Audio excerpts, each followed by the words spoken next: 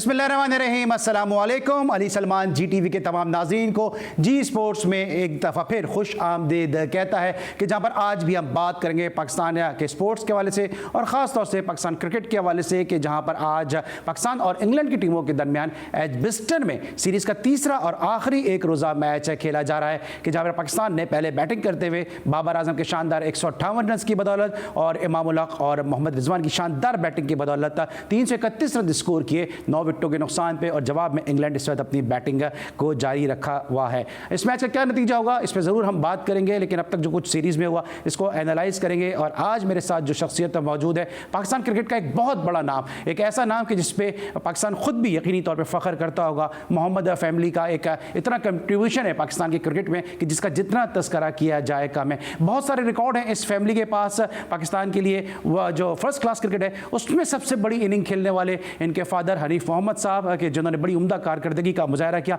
1959 में उन्होंने जो भावलपुर के खिलाफ सेमीफाइनल खेला KPI स्टेडियम में, उसमें 499 रन स्कोर किए। इसके अलावा 337 रन की सबसे बड़ी इनफरादी इनिंग पाकिस्तान की जानिब से टेस्ट क्रिकेट में वो भी इनके फादर ने खेली। और बड़ी दिलचस्प बात यह है कि न्यूजीलैंड के खिलाफ 203 रन नॉट आउट इनका भी स्कोर है हाईएस्ट, और इनके फादर हनीफ मोहम्मद साहब का भी हाईएस्ट स्कोर है। और यही नहीं बल्कि 203 रन की इनिंग उन्होंने 2 दफ़ा खेली, एक इंडिया के खिलाफ खेली और एक न्यूजीलैंड के खिलाफ खेली। और इस तरह मैंने पहले भी कहा कि 203 रन की नॉट आउट की इनिंग हनीफ मोहम्मद साहब भी खेलने में कामयाब हुए, जो उनका न्यूजीलैंड के खिलाफ हाईएस्ट स्कोर है। और आज जो मैच खेला जा रहा है नाजरीन, वो एजबिस्टन में खेला जा रहा है, जो वॉरविकशायर काउंटी का ग्राउंड है। और ये भी बड़ी दिलचस्प हकीकत है कि बॉब वुल्मर, अनजानी बॉब वुल्मर, उनका ताल्लुक वॉरविकशायर से था। उन्होंने ना सिर्फ हनीफ मोहम्मद साहब को कि जब बॉब वुल्मर के वालिदा उत्तर प्रदेश से खेला करते थे 499 रन की इनिंग खेलते देखा, बल्कि उसके 35 साल के बाद उन्होंने ब्रायन लारा को अपनी कोचिंग में इसी एजबिस्टन के ग्राउंड पे 501 रन की इनिंग खेलते हुए भी देखा। तो बहुत सारे रिकॉर्ड्स हैं जो इनकी फैमिली के नाम के आगे दर्ज हैं। We are very blessed that we have one of the great cricketing batsman, cricketing brain Shoaib Mohammad साहब। खुश आमदीद कहेंगे शोएब भाई, कैसे हैं आप? ठीक हैं, बहुत शुक्रिया सलमान। वालेकुम सलाम। सीरीज पे आपसे जरूर बात करेंगे। और ना सिर्फ शोएब भाई को बैटिंग में अबूर हासिल है, बल्कि उस दौर में कि जब शायद फील्डिंग को इतनी इंपॉर्टेंस नहीं थी, इतनी अहमियत नहीं थी, उस दौर में इन्होंने अपनी फील्डिंग की एबिलिटीज को प्रूव किया। बात करेंगे पाकिस्तान क्रिकेट के हवाले से, लेकिन सबसे पहले प्रोग्राम का जो फॉर्मेट है आज की टॉप स्टोरीज। पाकिस्तान हॉकी का एक और सितारा टूट गया। 1994 हॉकी वर्ल्ड कप के हीरो नवीद आलम इंतकाल कर गए। ओलंपियन नवीद आलम कैंसर के मर्ज में मुब्तला थे। साबिक ओलंपियन के इंतकाल पर पाकिस्तान हॉकी फेडरेशन, साबका ओलंपियंस और इंटरनेशनल हॉकी प्लेयर्स का इजहार अफसोस। तीसरे वनडे मैच में बाबर आजम की शानदार सेंचुरी की बदौलत पाकिस्तान ने इंग्लैंड को जीत के लिए 332 रन का हदफ दे दिया। कौमी कप्तान ने बतौर कप्तान इंग्लैंड के खिलाफ 158 रन की इनिंग्स खेलकर इमरान खान का रिकॉर्ड तोड़ दिया, जबकि इंग्लैंड टीम की हदफ के ताक़ुब में बैटिंग जारी। नेशनल स्टेडियम कराची में कौमी टेस्ट स्क्वाड की दौरा वेस्ट इंडीज के लिए तैयारियां जारी। वेस्ट इंडीज विमेंस ने तीसरे वनडे में पाकिस्तान विमेंस टीम को 8 विकेट से हरा दिया। क्रिस गेल की शानदार निफ्ट सेंचुरी की बदौलत वेस्ट इंडीज ने तीसरे T20 में ऑस्ट्रेलिया को 6 विकेट से शिकस्त दे दी। क्रिस गेल ने T20 क्रिकेट में 14,000 रन का संगे मील अबूर कर लिया। पाकिस्तान के साबिक first class hard hitter cricketer Abdul देयर इंतकाल कर गए। और ज़ल्मी फाउंडेशन, वफाकी और पंजाब हुकूमत के इश्तराक से होने वाली हार्मनी क्रिकेट लीग कामयाबी से इख्तिताम पजीर हो गई। फाइनल में सेंट थॉमस टाइगर्स ने अपनी हरीफ टीम को शिकस्त देकर टूर्नामेंट अपने नाम कर लिया। जी नाज़रीन, आपने आज की टॉप स्टोरीज़ देखी और आज स्पोर्ट्स के सर्कल में आज का दिन इंतहाई अफसोस के साथ जो है वो गुजारा गया, क्योंकि ना सिर्फ आपने सुना कि नवीद आलम जो ओलंपियन हैं, साबिक हॉकी कोच हैं, उनका इंतकाल हुआ, बल्कि अब्दुल डायर साहब जो फॉर्मर फर्स्ट क्लास क्रिकेटर हैं उनका भी जो है वो इंतकाल हुआ। और इसके साथ साथ भारत के बड़े ज़बरदस्त मिडिल ऑर्डर बैट्समैन 1983 के वर्ल्ड कप के हीरो यशपाल शर्मा जी भी आज आन जहानी हो गए। तो आज का दिन स्पोर्ट्स सर्कल में बहुत ही अफसोस के साथ गुजारा गया। शोएब भाई से यहीं से आगाज़ करेंगे। सबसे पहले मैं नवीद आलम के हवाले से बात करूंगा शोएब भाई से, और उसके बाद फिर अब्दुल डायर से। इनकी फैमिली के बड़े करीबी ताल्लुकात रहे, इन्होंने बचपन से अब्दुल डायर साहब को देखा, उस पर भी मैं बात करूंगा। शोएब भाई, नवीद आलम पाकिस्तान कौमी खेल, कौमी हॉकी कोच, उनका इंतकाल हुआ कैंसर के बाइस। बहुत ही ट्रैजिक स्टोरी है, इसलिए कि स्पोर्ट्समैन जो होता है, जो कंट्री को रिप्रेजेंट करता है सलमान, उसकी एक्सपेक्टेशन बहुत होती है कि गवर्नमेंट उसको हेल्प करे। और मुझे अंदाज़ा है कि पिछले दिनों काफ़ी कोशिशें हुई लेकिन इतना ज़्यादा उनको सपोर्ट नहीं किया गया। लेकिन उनकी फैमिली और जो उनके near and dear one friends और जो जिस टाइम पे वो खेला करते होंगे तो वो जो बैकिंग करते होंगे उनको बेताशा, हमें तो अफसोस है लेकिन उनको कितना अफसोस होगा। लेकिन हम उस अफसोस में हम सब उनके लिए शामिल हैं। और ना सिर्फ क्रिकेटर्स शामिल हैं उनके अफसोस में, बल्कि उनके साथ जो हॉकी खेले, ओलंपिक खेले, इंटरनेशनल मैचेस खेले, उन्होंने क्या कहा नवीद आलम के लिए, आइए वो भी सुनते हैं।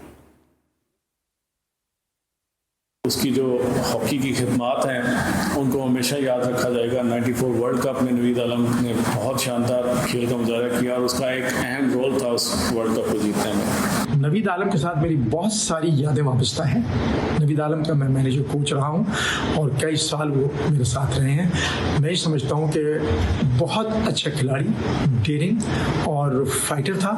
और कभी भी प्रैक्टिस हो या वर्ल्ड कप का मैच हो रहा हो, ओलंपिक का हो रहा हो या एशियन का, वो एक फाइटर था और अपने मुल्क के लिए फाइट करता था और जीतता भी था और वर्ल्ड चैंपियन भी बना।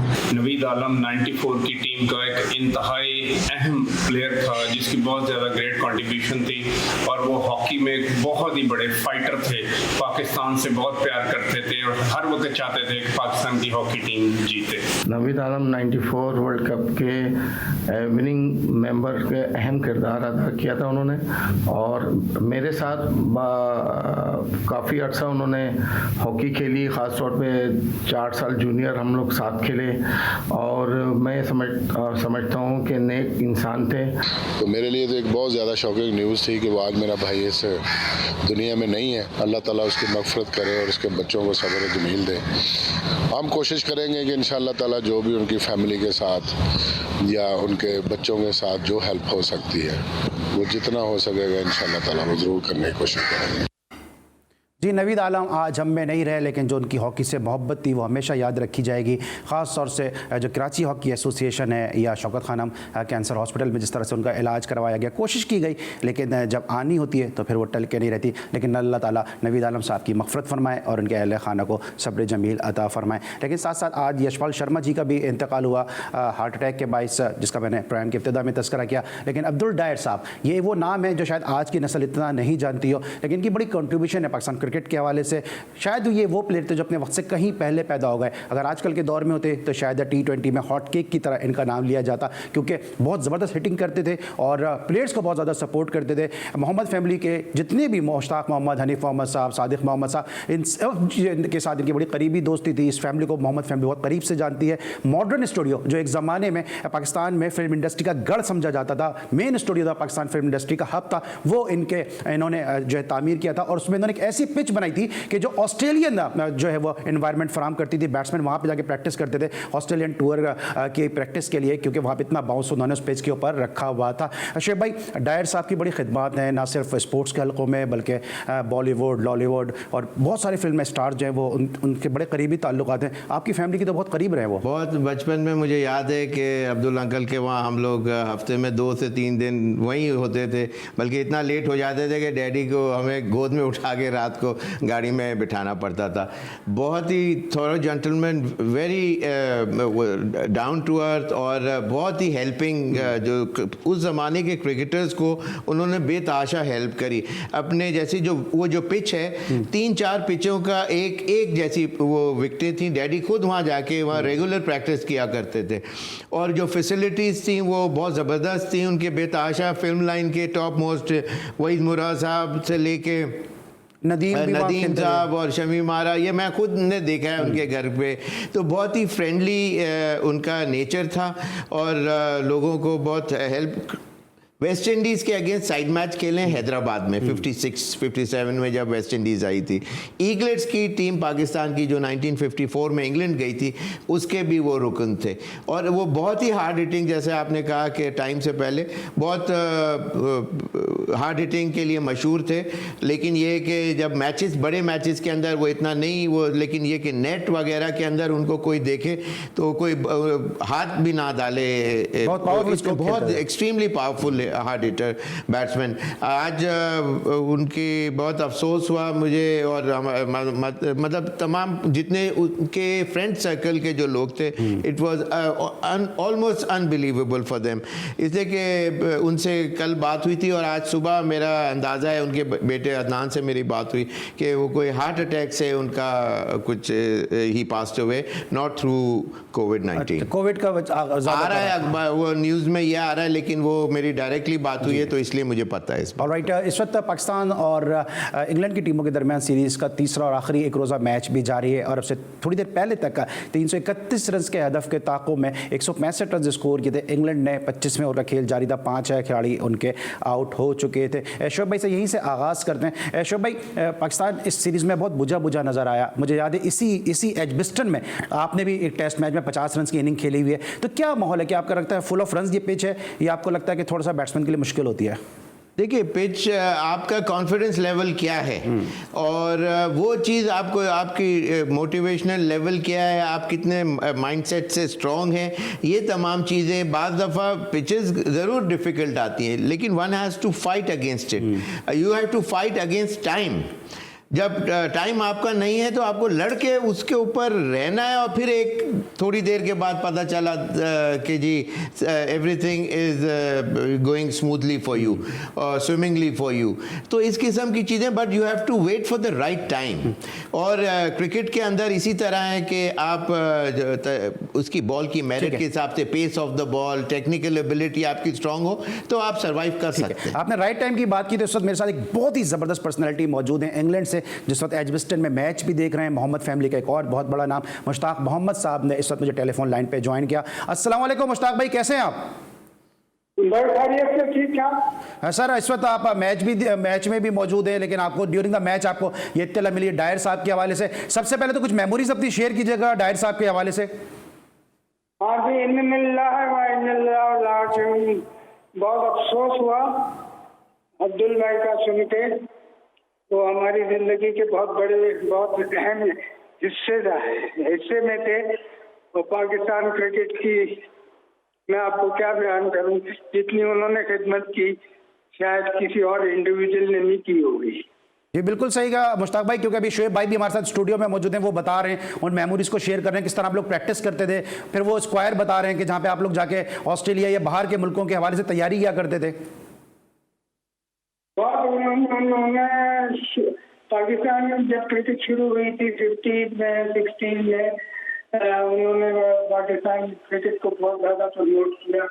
और हम जितने भी खिलाड़ी थे उस जमाने के यंगस्टर, नसीम गनी, मैं, इंतखाब, आसिफ अहमद, महमूद, बहुत सारे थे जो कि उनकी टेक्सटाइल मिल पे जाके प्रैक्टिस किया करते थे। तो मैंने और अब्दुल भाई ने अपने कायदे आज़म ट्रॉफी का डेब्यू भी हमने साथ किया था अगेंस्ट हैदराबाद। अब्दुल डायर गॉट 75 नॉट आउट, ना गॉट 84 नॉट आउट। तो ये बहुत अच्छी हमारी यादें हैं उनके साथ। ठीक, उनको जन्नत नसीब करे। He will be very much missed। मैं आपके लहजे से अंदाजा कर सकता हूँ, आपके दुख का, आपके इस कैफियत का अंदाजा कर सकता हूँ। लेकिन मुश्ताक भाई, साथ साथ एक और भी बुरी खबर पहुंची है कि आपके जो काउंटर पार्ट थे यशपाल शर्मा, उनके साथ आपने अगेंस्ट उनके आपने काफी क्रिकेट खेली है, आज उनका भी हार्ट अटैक के बायस इंतकाल हुआ। उनके लिए अगर आप 2 वर्ड्स कह सकें।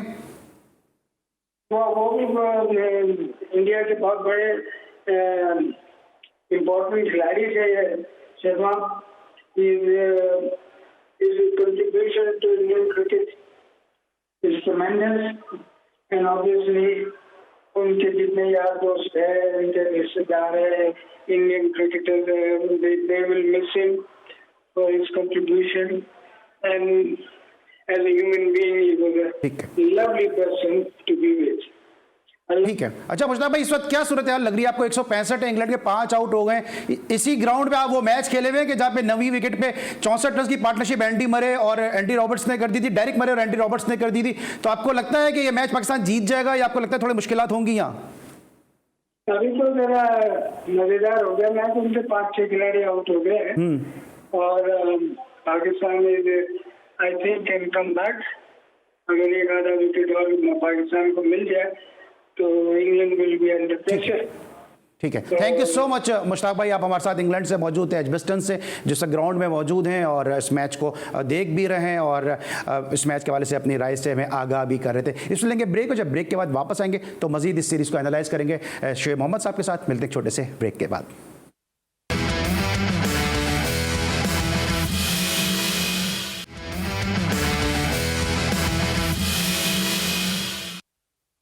Welcome back after the break. और ब्रेक के बाद हम बात करेंगे शोएब मोहम्मद साहब से।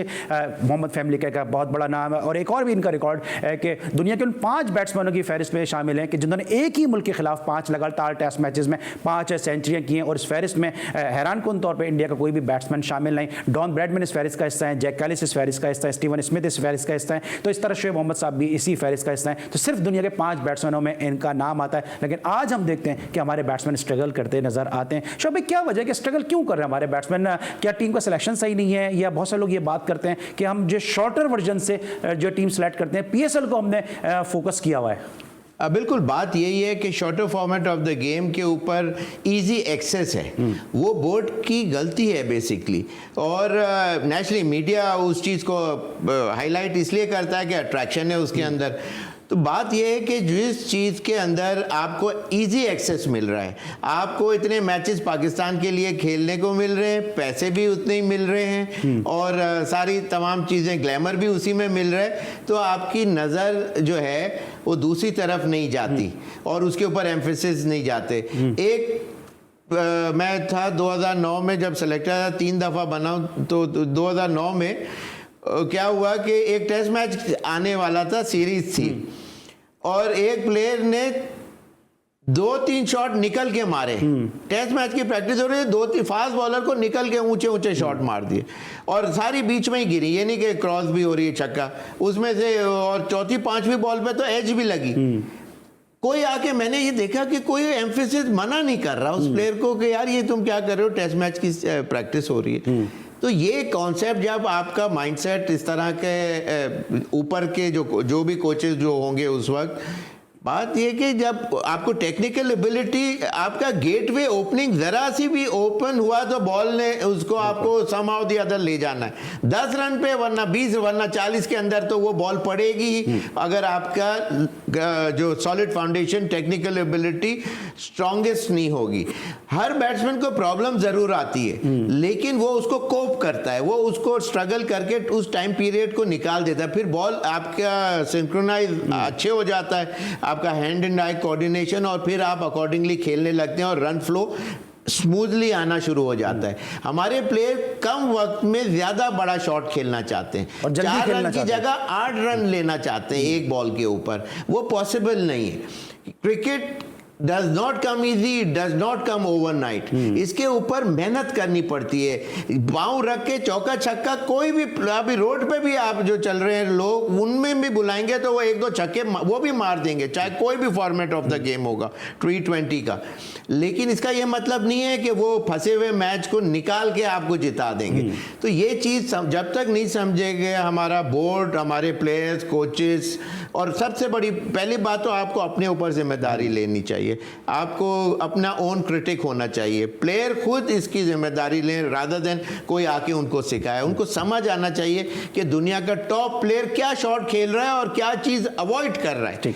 तो आप खुद ब खुद, ये तो एक्सेस ईजी है इंटरनेट का आप के पास, तो दुनिया के सब बैट्समैनों को आप स्लो मोशन में भी देख सकते हैं। ऑलराइट है। और इस वक्त जो सूरत हाल है मैच की, वो पाकिस्तान को खिलाफ 332 रन स्कोर करना है इस मैच में कामयाबी के लिए, और अब तक 201 रन स्कोर किए गए। 30वें ओवर का खेल है जारी, 5 विकेटें गिर चुकी हैं। और शोएब भाई से हमेशा इस मौजू पे बात होती है और हम शोएब भाई से यही बात करते हैं कि जो हमारी जनरेशन है उसको जितनी ज़्यादा डांट शोएब भाई ने अपने घर वालों से पढ़वाई है, शायद किसी ने भी नहीं पढ़वाई होगी। इसलिए क्योंकि शोएब भाई 98, 99 पे बैटिंग कर रहे हैं, घर वाले कह रहे हैं कि बाजार से सौदा लेकर आ जाओ, और हम इंतजार कर रहे हैं कि शोएब भाई सेंचुरी कर लें, और शोएब भाई हर बॉल को लेफ्ट कर रहे हैं। तो शोएब भाई, ये एक आर्ट है बॉल छोड़ना भी, कि आपको कोई जल्दी नहीं होती थी। अगर आप 98 पे, 99 पे भी होते तो बड़ा आप सुकूनली, कामली आप खेला करते थे। ये चीज़, ये एलिमेंट मिस हो रहा है आजकल।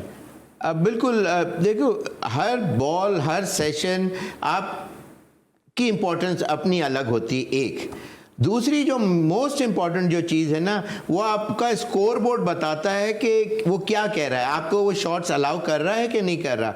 25 पे 4 अगर आउट हैं तो आप अपना फुल आर्म ओपन करके शॉट खेल सकते हैं, अलाउ है आपको।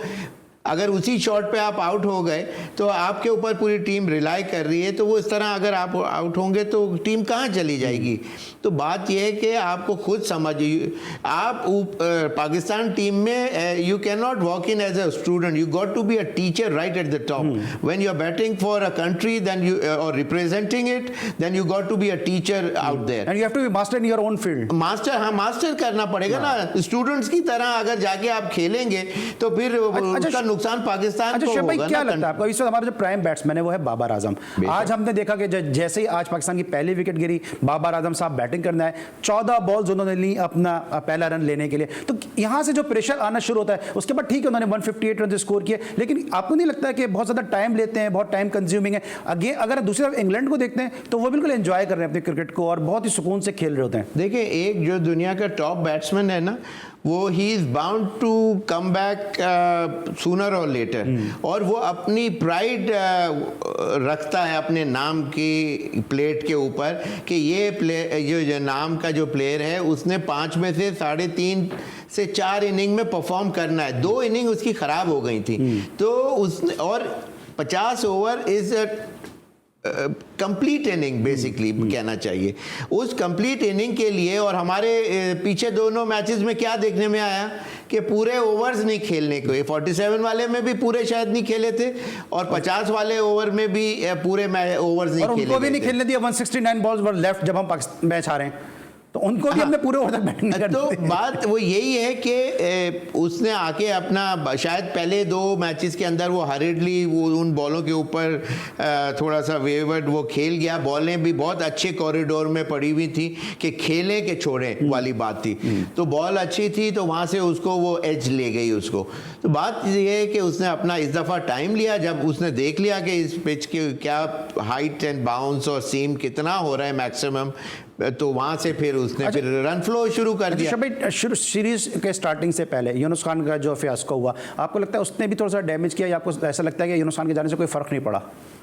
नहीं, देखें, मेरा ये कहना है कि यूनुस खान के एपिसोड की बात कर रहा हूँ कि एक चीज़ तो गलत, बिल्कुल टोटली बोर्ड की गलत थी कि जब एक दफ़ा आपने उसको पिक एंड चूज़ करके you have appointed him as a top man, वो बैटिंग कंसल्टेंट बना दिया, तो फिर दूसरे लोगों को आप बार्जिन करके वहाँ से तमाम आके फील्ड के अंदर, आउटसाइड बाउंड्री लाइन अलग चीज़ होती है, बाउंड्री लाइन के अंदर जब आप आ जाते हैं तो फिर आप अपने वीकर स्टांस, आप देखेंगे यार दूसरे भी आ रहे हैं और बोर्ड मना भी नहीं कर रहा, बोर्ड की इजाज़त के बगैर वो अंदर आ भी नहीं सकते। तो उसका कहना ये था बेसिकली, जो कि सही था, कि जी बोर्ड वाले जब अगर मुझ पे फुली रिलाई नहीं कर रहे, इसी कि वो कोई चीज़ समझा रहा है, दूसरा कोच आगे कुछ और कोई भी चीज़ बोल दे मिसाल के तौर पे, तो वो तो वहाँ तो ग्राउंड जीरो पे खड़ा हो जाएगा ना। वहाँ उसकी जो एम्फेसिस जो डोमेन में आके काम कर रहे हो, तो एक तो ये चीज़ हो गई। और दूसरा जो आपने पूछा था कि क्या रहा, इस सीरीज से पहले जो यूनुस खान का ना होना पाकिस्तानी बैटिंग को कमजोर कर रहा है। दूसरी बात मैं ये बता रहा था कि देखिए, जो अच्छा कोच होता है ऐसा नहीं है कि वो उसके साथ साथ लगा रहेगा और वो प्लेयर जब भी परफॉर्म, जो अच्छा कोच है वो उसके अंदर ट्रांसफर ऑफ स्किल जो है ट्रांसफर करेगा कुछ महीने, कुछ हफ्ते वो वहां देखेगा, और फिर वो it will remain with a player, may it be a bowler और अ बैट्समैन, सबकी बात कर रहा हूँ, या फील्डर भी क्यों ना हो, वो उसके साथ उस इम्प्रिंट हो जानी चाहिए। अगर टॉप कोई चीज़ आपको बेनिफिशियल है आपके लिए, तो वो आपके दिल दिमाग के अंदर बस जानी चाहिए। और फिर वो कोच आपके साथ है या नहीं है, उसने बताया कि ये आपकी गलती है और ये आपने करना है, और उसको प्रूव करे, उसके फुली उसको मनवाए, और वो प्लेयर खुद बोले कि हाँ जी ये मेरी गलती थी। तो भाई इसी को समझ पड़ता है, ब्रेक पे आना है। आज भी मुझे ऐसा लगता है आपकी बातें सुनकर, आपकी बैटिंग देख के, शहजर को भी मैंने कवर किया खेलते हुए, आज भी ऐसा लगता है कि मास्टर अब्दुल अजीज की जो कोचिंग है वो हनीफ मोहम्मद साहब को मिली, फिर आपको मिली, अब शहजर भी बेसिक जो स्टांस है, बेसिक जो ट्रेनिंग है वो वही है। हालांकि अजीज साहब इस वक्त इस दुनिया में नहीं है, लेकिन जो उनका सिखाया हुआ है वो सब आप लोग लेगेसी लेके चल रहे हैं। बिल्कुल शहज़र के साथ बहुत एडवांटेज उसका ये भी था कि वो डैडी के साथ उसने बहुत क्रिकेट बैठ के देखी सीखी, वो बहुत सी चीज़ें बताते भी थे, इसलिए कि अमेरिका में शुरू में ज़्यादातर टाइम वो रहा और फिर वहाँ से आके जल्दी ज़रूर उसने पिकअप किया ये तमाम चीज़ें। लेकिन ये कि पाकिस्तान के अंदर इत्तेफाक से ये डिपार्टमेंट क्रिकेट भी ख़त्म हो गई और फिर जब कराची की टीमें जब बननी शुरू हुई, यानी उससे अंदाज़ा लगा लें, जो पॉलिटिक्स की बात कर रहा हूँ, कि जब उसने 265 वर्ल्ड रिकॉर्ड किया कि 3 जनरेशन जैसे डैडी ने और शहज़र ने डबल सेंचुरी की तो वर्ल्ड रिकॉर्ड किया, तो बात ये है कि उस को 2 मैच के बाद फिर ड्रॉप कर दिया। बात तो इस तरह प्लेयर का जो कॉन्फिडेंस लेवल है कि जी अब इन एंड आउट जब प्लेयर होता है तो उसको कभी सॉलिड फाउंडेशन नहीं मिल पाती, तो वो डिजेक्टेड फील करता है। वो मेरे ख्याल इसके साथ ज़्यादा हुआ है और कुछ उसकी गलतियां भी हैं।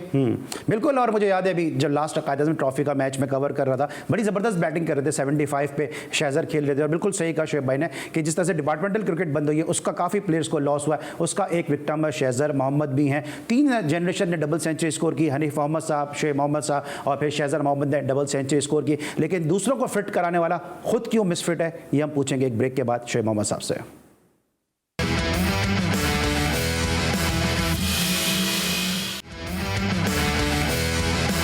Welcome back after the break. और इस वक्त कुछ सूरत हाल इस तरह से है कि 332 रन के हदफ के ताक़ुब है, इस वक्त 212 रन स्कोर कर लिए इंग्लैंड ने 5 विकेटों के नुकसान पे। और हम बात कर रहे हैं पाकिस्तान क्रिकेट के हवाले से, शहज़र मोहम्मद की भी बात की है। तो क्या वजह समझते हैं आप कि हम देख रहे हैं क्रिकेटर्स के जो रिलेटिव्स हैं, भतीजे भांजे बेटे, इवन आज़म खान की भी टीम में आ गए, तो शहज़र क्यों नहीं आ रहे? वो फिटनेस में भी पूरे हैं, परफॉर्मेंस में भी पूरे हैं और टीम से भी बाहर हैं।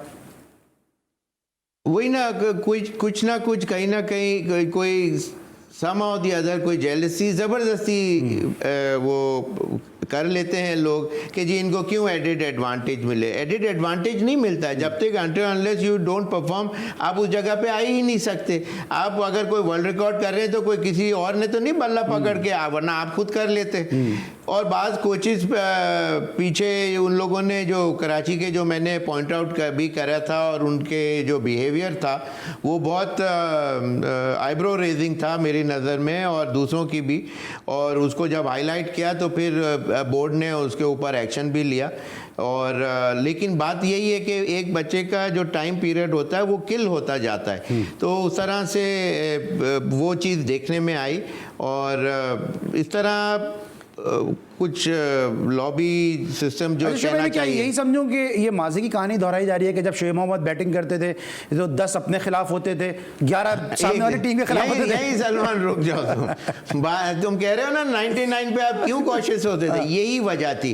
इसलिए कि वरना लोगों का ये या उन लोगों का कहना ये होता कि एक 50 ही तो किया है, इसीलिए वो इतना कंसंट्रेशन लेवल मुझे ज़्यादा वो अलर्ट होना पड़ता था। उसमें 2 दफ़ा तो मैं टेस्ट मैचेस में 95 और 90 अगेंस्ट ऑस्ट्रेलिया 95 पे आउट हुआ कराची में, और 96 पे भी आप 94 पे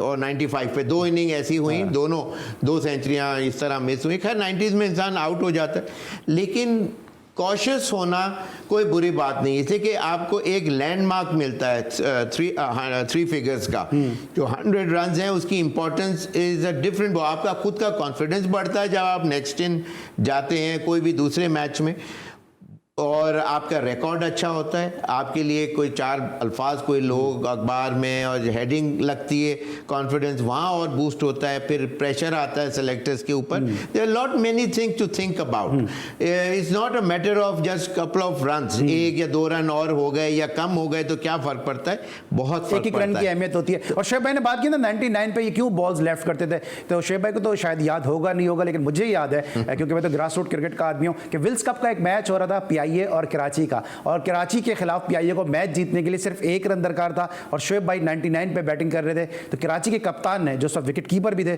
उन्होंने वाइड बॉल करवा दी और शोएब भाई को 99 पे नॉट आउट रहना पड़ा। तो ये सब होता आया है क्रिकेट में। पता नहीं शोएब भाई को ये वाकया याद है या नहीं? याद है। बिल्कुल। और आज हम देख रहे हैं कि सरफराज इस वक्त विकेट कीपिंग करते नजर आ रहे हैं क्योंकि रिजवान इस वक्त ग्राउंड से बाहर गए हैं। इससे पहले भी अब शोएब भाई बैठे थे, मुझे बहुत सारे वाकयात याद आते हैं। फैसलाबाद में टेस्ट मैच खेला गया और स्मिथ जो न्यूजीलैंड के विकेट कीपर थे वो थोड़ी देर के लिए बाहर गए, एडम प्रोरे आए विकेट कीपिंग करने, और शुएब भाई जो बहुत उम्दा बैटिंग कर रहे थे, फिर वो कॉट बिहाइंड हो गए थे एडम प्रोरे के हाथों। ये सरफराज का क्या आपको लग रहा है कि आपके डिपार्टमेंट में खेले, आपके अंडर मैनेजमेंट में सरफराज खेले, इस वक्त क्या सरफराज के साथ हो रहा है? आपको लगता है कि कोई इनजस्टिस हो रहा है या जो हो रहा है उसके साथ बिल्कुल सही हो रहा है? देखिए, इनजस्टिस तो हो गया, हाँ, उसमें कोई इफ्स एंड बट्स नहीं है, कोई दो राय नहीं है। आप जो भी बोले, कहीं भी दुनिया में किसी भी कंट्री के बोर्ड से पूछ लें कि भाई 3 फॉर्मेट का कैप्टन को तीनों फॉर्मेट से स्क्रैच कर देना, उसको लाके 12th मैन पोजीशन पे लाके खड़ा कर देना, और जबकि उसकी परफॉर्मेंसेस और जो टीम को जेल टुगेदर करने में उसका इतना मेजर हाथ था, तो ये तमाम चीज़ें उसके साथ कोई सारा ब्लैक एंड वाइट में है, कोई इसमें दो राय नहीं है कि उसके साथ ज्यादती बोर्ड ने की। अब ये कि जाहिर सी बात है, किसी और प्लेयर को आप चांस देंगे तो उसके पास भी बैट है, और जबकि सर रिजवान के लिए तो मैं तुम्हें शायद उस वक्त तुम्हारे को बताया भी था, जब 2015 की जो वर्ल्ड कप की टीम का जब मैं सेलेक्टर था, तो रिजवान के लिए मैंने इन सारे जो लोग हैं जो इस वक्त रिजवान के लिए बात तो कर रहे हैं, मैंने उस वक्त 2015 में जब बात की थी, मैंने कहा एक ही प्लेयर है पूरे पाकिस्तान में जो निकल के अच्छा खेल सकता है, जो फास्ट बॉलर को अच्छा खेलता है, and he is very quick in between the wickets too, single doubles लेना जानता है, तो इस प्लेयर को आप इस टीम में डाल दें। और आपका कीपर तो ऑफकोर्स सरफराज था, तो उसमें कोई इफ्स एंड बट्स नहीं होती, और ओपन पे भी वो हुक और पुल भी बहुत अच्छा, ये सारी चीजें मैंने पॉइंट आउट की, किसी ने नहीं एक मिनट में आपने मुझे रोका ना, मेरा वक्त आ गया, मैं भी आपको यही रोकूंगा। वहां पे मेरी नासिर जमशेद को ले जाना नहीं चाह रहे थे, जरा वो भी किस्सा पूछ लेते हैं, अब जिक्र निकल आया, आप नासिर जमशेद को ले जाना नहीं चाह रहे थे क्योंकि नेट पे भी वो अच्छी बैटिंग नहीं कर रहा था। अरे नेट में उससे पिछले जो टूर्नामेंट खेला उसके इंडिया में गया, उसका टोटल 30 रन थे, पता नहीं कितने 4-5 मैचेस के अंदर, और टोटल 15 रन का भी एवरेज नहीं था, 14 पॉइंट समथिंग का। उसकी बॉडी जो फिटनेस लेवल था वो बिल्कुल जीरो के ऊपर आके खड़ा हुआ था, जो फिटनेस होनी चाहिए उसे। और तो इस तरह, और उससे पहले की भी जो उसने 2 सेंचुरियाँ बहुत अरसा पहले इंडिया में जो की थी, वो उसको काफ़ी टाइम पीरियड हो चुका था। मैंने ये सारी चीज़ें पॉइंट आउट की और बताया कि ये इंडिया की विकेट या पाकिस्तान की विकेट नहीं, अब ये ऑस्ट्रेलिया की विकेट के ऊपर मैचेस हैं, उसका गेम ऑफ प्ले इसके साथ नहीं मैच करता है। You should consider some other player. 1.5 घंटा हो गया मीटिंग के, जब ये सारी बात हो गई और जब टीम मीटिंग के अंदर जब टीम ख़त्म होने लगी, तो फिर वकार यूनुस ने ज़बरदस्ती फिर भी बोला, नहीं मैं अभी भी कहता हूँ कि जी इसको होना चाहिए नासिर जमशेद को। और वहाँ से यानी just imagine out of the blue, सारे सिलेक्टर्स खिलाफ थे या सिर्फ आप ही खिलाफ थे? नहीं, दूसरों ने भी मेरी हामी भरी थी, जभी तो वो आगे हम चले थे। उस वक्त वो नंबर 1 पोजीशन से हम 12-13 प्लेयर के ऊपर बात कर रहे थे, वहाँ से फिर इसके ऊपर डिस्कशन वापस लाया गया, और फिर दूसरों ने भी फिर इन्होंने माना। और उस अच्छा, फिर यूनुस खान को भी तो नहीं ले जा रहे थे उस वर्ल्ड कप में, वो वहाँ पे कौन मुखालफत कर रहा था यूनुस खान पे? यूनुस खान पे नहीं ले जाने के लिए यूनुस खान ने कहा था ना कि मैं क्या अपने आपको गोली मार दूं, इतनी परफॉर्मेंस की है मैंने, मैं क्या करूं? नहीं, वो मुझे सलमान याद नहीं है, वरना मैं ज़रूर बताता।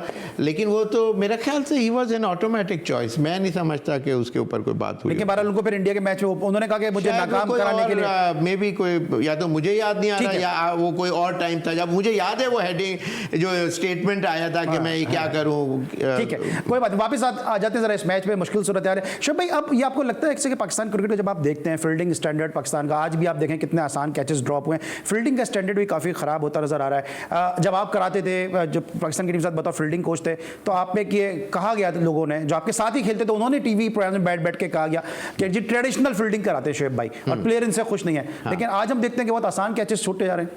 देखिए, फील्डिंग ऐसी चीज़ है कि अनटिल अनलेस ट्रेडिशनल और नॉन ट्रेडिशनल की बात नहीं है। आपको एक छोटी सी मिसाल वापस बता दें, आफरीदी और उमर गुल ने एक डाइव मारी थी उस टूर्नामेंट में, वो सिंक्रोनाइज टाइमिंग के साथ, जैसे जो स्विमिंग के वो एक्रोबैटिक होते हैं, एज इफ जैसे कंप्यूटर से उन दोनों ने सेम टाइमिंग में डाइव मारी, सेम हाथ पैर यूं मुड़े, और फिर उन्होंने एक ही बॉल के लिए 1 रन बचाने के लिए 2 माइंडसेट एक जैसे काम कर रहे थे, वो आज तक नहीं देखने में आई। वो उस वक्त वो उनको फीड करा गया था। इस तरह मैं उनको मोटिवेट करने की कोशिश करता था। मैं तो उनको बताता था कि 12th मैन हो के आप मैच कैसे जिता सकते हैं। मेरे लिए तो उन्होंने man of the match announce कर दिया था कि भाई ये इसको बना देते हैं। इसी के इसने 12th मैन हो के मैच जिता दिया। वेस्ट इंडीज के अगेंस्ट था हैदराबाद में एक मैच। तो फिर वो रॉडी मार्श ने फिर किताबें खोली गई कि जी वो रूल बुक्स और ये वो, और फिर पता चला कि जी 12th मैन नहीं होता, has to be from within the 11। But anyways बात ये है कि वो चीज़ें, ये ग्लव्स पहन के फील्डिंग करना, मज़े से कोनों के इधर उधर, अरे भाई पूरे दिन में एक बॉल आती है और उसके लिए आपको, तो you got to have that passion within yourself कि आप इस बॉल के ऊपर जब यहाँ से कोई एक्स्ट्रा ऑर्डिनरी कैच करें। अभी तक मैं देखता हूं कि यूं सीधा भाग रहे हैं, कैच के लिए भाग रहे हैं कोई थर्ड मैन की तरह और सीधा होके भाग रहे हैं। उनको यही नहीं पता कि इनिशियल जो स्टार्ट है वो राइट फुट फर्स्ट से लेना है कि लेफ्ट फुट फर्स्ट से लेना है, बॉडी की पोजीशन क्या होगी। इसीलिए वहां करीब जाके खड़े हो जाते हैं, पाँव में बॉल गिर जाता है जब बॉल ऊपर से आता है, ड्राइविंग पोजीशन में नहीं आते। इसका मतलब इनको तो ये एम्फेसिस बता ही नहीं गई। ग्लव्स पहन के ऊपर वो कर रहे होते हैं, फील्डिंग की प्रैक्टिस कर रहे होते हैं। तो जब मैच में जब वो आता है तो फिर आपका हाथ अगर कोई दर्द कहीं हो तो खुद ब खुद कुदरत की तरफ से हाथ कहीं और चला जाता है। ग्रिप आपको अच्छी, बॉल को यहां लेना है, यहां लेना है, या यहां लेना है, या यहां लेना है। टीवी पे मैं देख रहा हूँ एक वन ऑफ द चैनल्स के ऊपर कोचेज में से भी हैं, वो कह रहे हैं कि जी बॉल को यूं करके हाथ यूं जैसे दुआ मांगते हैं उस तरह कैच हो जाए। ऐसा नहीं होता है यार। उसके लिए कैच के लिए you got to cross your fingers ताकि वो जर्क से हाथ छूट ना जाए। तो मतलब गलत चीजें इतने उसके ऊपर बोर्ड वालों के आंखें बंद हैं, पट्टी बनी हुई होती हैं, पता नहीं मेरी समझ से बाहर है। मतलब फील्डिंग के पॉइंट ऑफ व्यू से जो मैं बता रहा हूँ आपको, जैसे शायद आपको लग रहा होगा इसके मतलब बैटिंग से ज्यादा इस वक्त फील्डिंग में पैशनेट होकर ये बात कर रहा है। इस तरह का पैशन चाहिए कि जब सेशन खत्म हो तो बॉल मेरे हाथ में हो, दूसरे लोग ताली बजा रहे हो कि यार ये सेशन सिर्फ इसी के नाम पे हुआ है। ये पैशन होगा, माइंडसेट होगा, तो आप दुनिया की टीम के टॉप फील्डर होंगे। और इसी वजह से शेख मोहम्मद नासिर बड़े जबरदस्त बैट्समैन भी थे, बल्कि अपने जिस तरह मैंने पहले भी कहा कि फील्डर भी बड़े जबरदस्त थे। Thank you so much Sheikh भाई, आप हमारे साथ मौजूद थे। इंशाल्लाह अगले शो में आपसे मुलाकात होगी। अपना बहुत ख्याल रखिए। अल्लाह हाफिज।